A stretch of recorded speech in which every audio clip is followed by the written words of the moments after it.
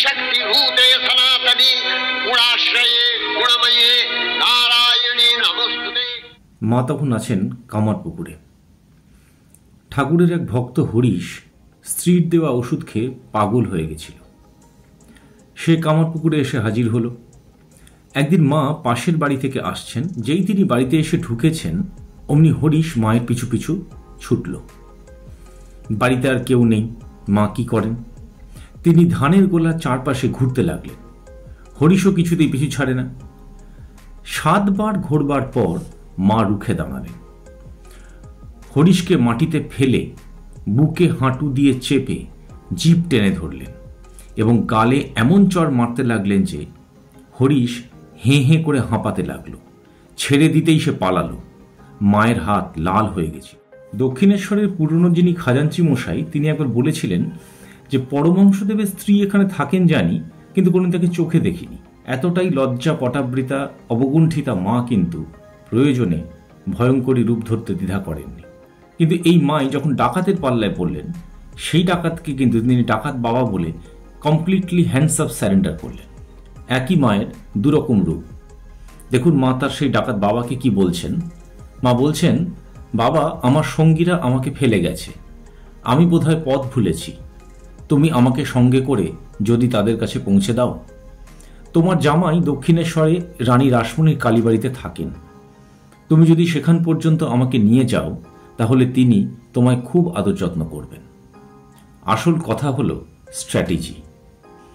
স্বয়ং মহামায়া আদ্যাশক্তি খুব ভালো করে জানতেন যে কোন অসুখের কি ওষুধ, আর এই গোটা দুনিয়াটাই দাঁড়িয়ে আছে স্ট্র্যাটেজির ওপর।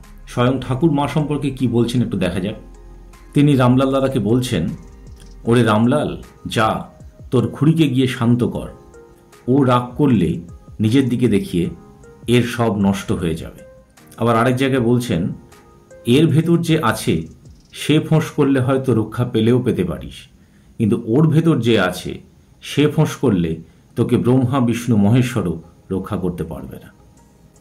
অর্থাৎ সোজা কথায় ঠাকুর এখানে সেই আদ্যাশক্তিরই আরাধনা করছেন। আর স্বয়ং স্বামীজি মা সম্পর্কে কি বলছেন একটু দেখা যাক। মাতা ঠাকুরানী ভারতে পুনরায় সেই মহাশক্তি জাগাতে এসেছেন। তাকে অবলম্বন করে আবার সব গার্গী মৈত্রেয়ী জগতে জন্মাবে। এবার সবচেয়ে সিগনিফিক্যান্ট লাইনটা হচ্ছে, রামকৃষ্ণ পরমহংস বরং যান, আমি ভীত নই, মা ঠাকুরানী গেলে সর্বনাশ। শক্তির কৃপা না হলে কি ঘোড়ার ডিম হবে? মা নিজের সম্পর্কে কি বলছেন? মা নিজ মুখে বলছেন, আমি সেই চিরপুরাতন আদ্যাশক্তি জগন্মাতা, জগৎকে কৃপা করতে আবির্ভূতা হইয়াছি, যুগে যুগে আসিয়াছি, আবার আসিব। একদম ক্রিস্টাল ক্লিয়ার স্বীকারোক্তি। অর্থাৎ সারা জগৎ জুড়ে এই মহাশক্তিরই জয় জয়কার চলছে। শক্তির ইচ্ছা ছাড়া একটা পাতাও নড়বে না। আর এই শক্তির কি মহিমা আমরা দেখলাম গত 7ই মে। রাত প্রায় 1:30-2 হবে।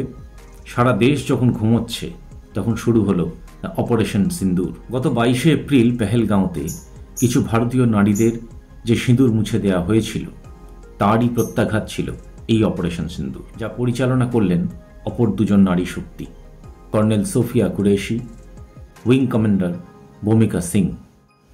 প্রায় 25 মিনিটের নিখুঁত অপারেশন, খান খান পাকিস্তান। এই অপারেশন সম্পর্কে আমাদের national security adviser mister Ajit Kumar Doval তার সোশ্যাল নেটওয়ার্কিং প্রোফাইলে কি লিখছে দেখুন। A mission to avenge the sindoor wiped from the foreheads of our mothers and sisters in Pahalgam. তাই এই অপারেশন সিন্দুর নামটি অত্যন্ত তাৎপর্যপূর্ণ। তাই এই ধর্মযুদ্ধে জয়লাভ করতে হলে মহাশক্তির কৃপা একান্ত প্রয়োজন। তাই আমরা সনাতনী হিন্দুরা আমাদের মন্ত্রোচ্চারণে বলি, या देवी सर्वभूतेषु शक्ति रूपेण संस्थिता। जय हिंद, भारत माता की जय।